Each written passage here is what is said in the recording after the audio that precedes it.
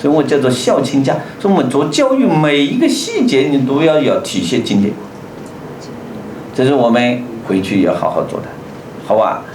我只把我们的做的一点点体会啊，一个方法供大家参考，一定要孝亲家，是吧？第三，带头运用中华经典，还要带头运用中华智慧。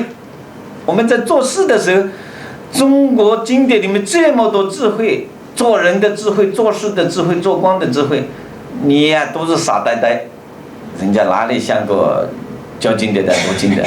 你读经典，我没读经典没有区别啊，我还读你什么经典，是吧？哎，读了经典的人，你看心情、形态都不同，礼仪行为都不同，读经典对待人都不同，读经典的做事，你看我们还没做完他就做好了，是吧？这个人家就觉得大家都跟到你来了，这个读经典读得好，是吧？读了就不同。智慧是什么？智慧是复杂问题简单化，复杂问题简单化。智慧你看到吧？智上面是个知识的知，下面是个什么日？每一天都要学习啊，才有智慧啊，才有智慧的。你看我们老祖宗造字造得多好啊，智慧的智，看到吗？怎么有知识啊？没有知识怎么有智慧啊？怎么有智慧？每一天都要汲取知识，每一天都要学习，才有智慧。你看慧字是什么？上面两个丰收的丰，中间呢是个大山的山。因为为了字的美观，所以我们老祖宗把它横起来，是吧？哎，下面这个心呀，是吧？怎么有智慧啊？心要非常安静，非常稳重，心要像一个大山一样的稳重。你这个人在获得双丰收，你看双丰收啊，双丰收就有慧呀，有智慧呀。每天要学习，心要非常的定，非常的静，这样才有双丰收，才有智慧。所以我是讲智慧，就是简单讲智慧就是复杂问题简单化。知识呢？知识是什么？倒过来，简单问题复杂化。你看我们老师啊，如果没有智慧教授，把学生越教越糊涂。有智慧的，把复杂的问题、最难的问题简单化，学生掌握了。所以我们要运用老祖宗的智慧。经典圣贤的智慧，经典中的智慧来教我们学生，是吧？怎么处理问题啊？你看一下就学了。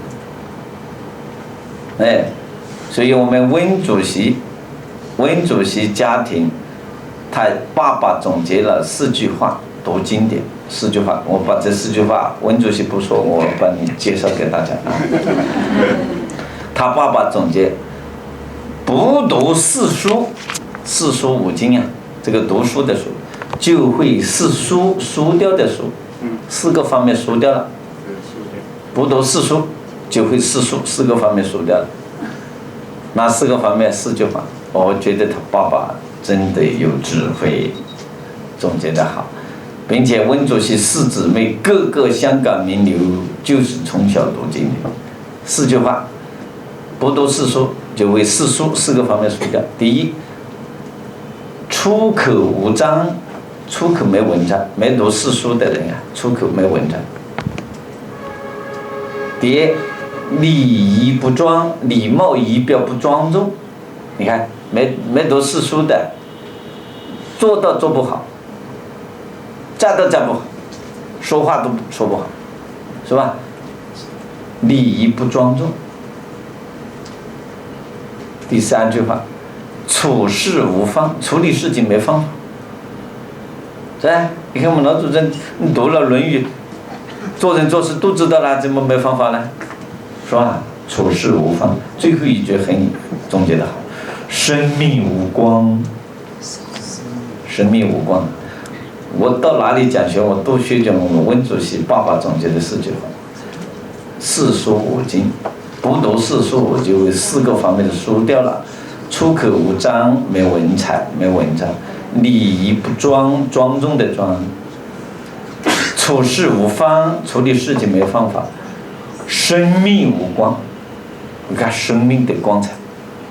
你看我们台湾的、香港的，我们温主席76岁，我是讲他今年16，去年17，是吧？是。你看生命光彩嘛，做了这么多事还在做，啊！昨天我们听了我们哈尔滨的，啊，我们梁元的妈妈，是吧？她自己讲的，读了经典又漂亮，是吧？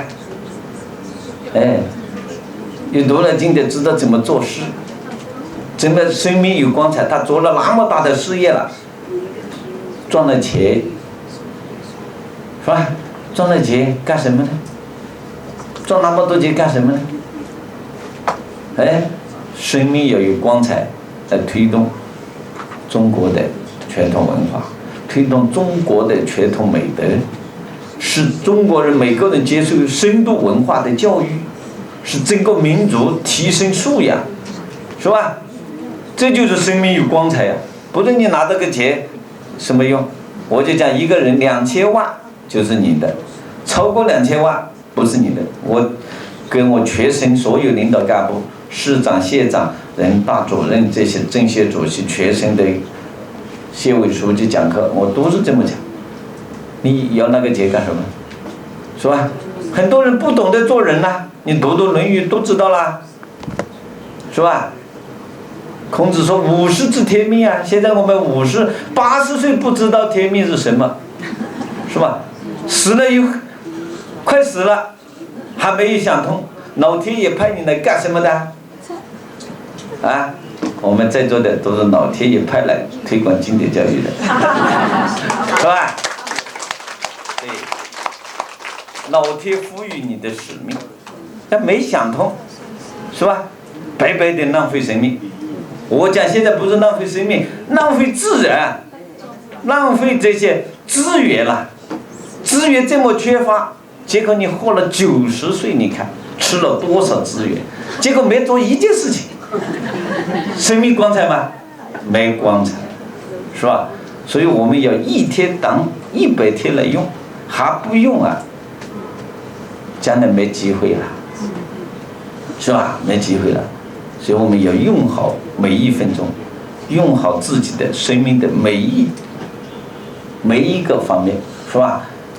为人类、为国家、为民族做最大的贡献，这才是。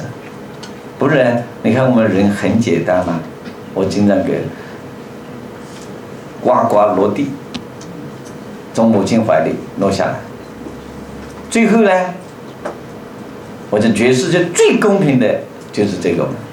是吧？死就是最公平的，是吧？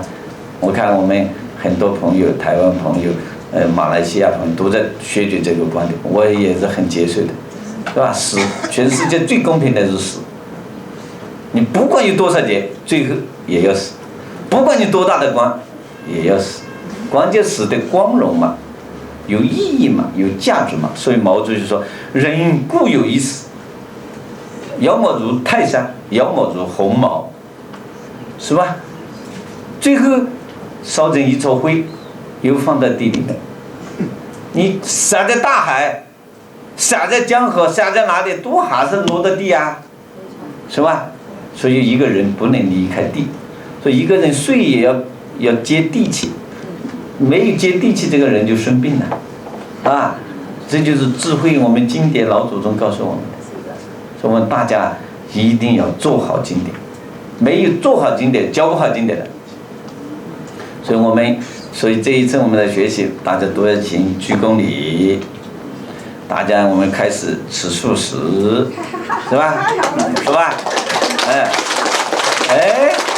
这个保护环境，老子，我们读老子，是吧？人与自然和谐相处了，现在整个自然和谐，自然破坏完了。我们读经典人读了以后就要带头了，是吧？带头以后，人和自然和谐了，整个社会和谐了，人类和谐了，是吧？所以我们要用经典，好吧？好，第4点就讲学生怎么读经典，是吧？我总结了8句话。学生怎么读经典？第一，及早诵读，及早诵读，是吧？及早诵读，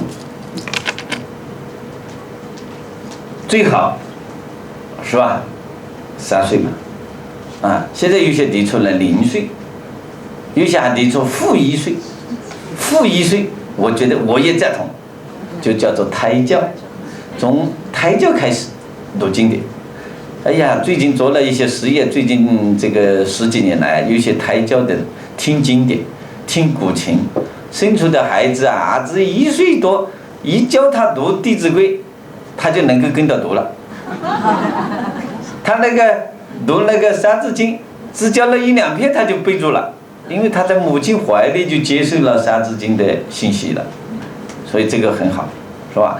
所以及早诵读，当然最好负1岁了，是吧？你至少3岁开始读嘛，3岁他完全能够接受了，是吧？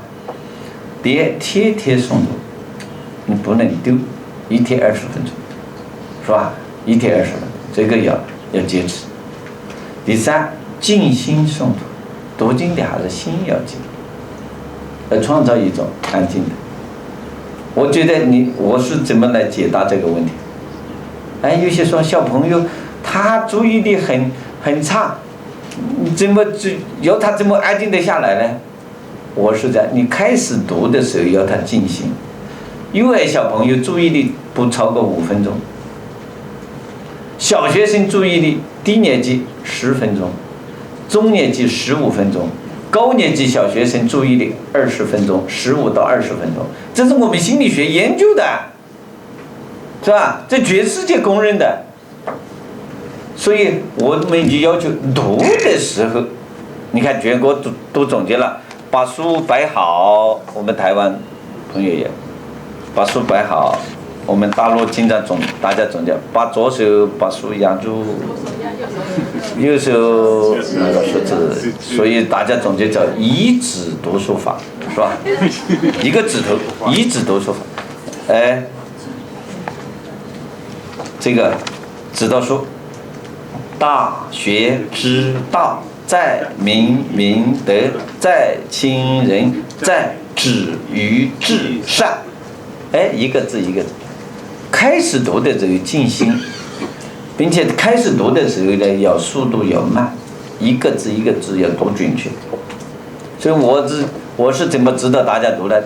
开始读要静心，开始读要速度要慢，速度开始慢，然后慢速、中速、快速，最后要快速，因为语言是反映思维的工具，这是心理学原理。开始要慢速、中速、快速。开始读的时候要静，后面可以快乐的读。你看后面我提了快乐的读，是吧？你游戏啦、拍手啦，哪里叫做巩固了？巩固了，你可以采取不同形式。开始读的时候不要搞花样。我们总结大概是这样一个：开始读不要搞花样，开始就拍手么子拳什么什么跳不需要。读书了，为了巩固，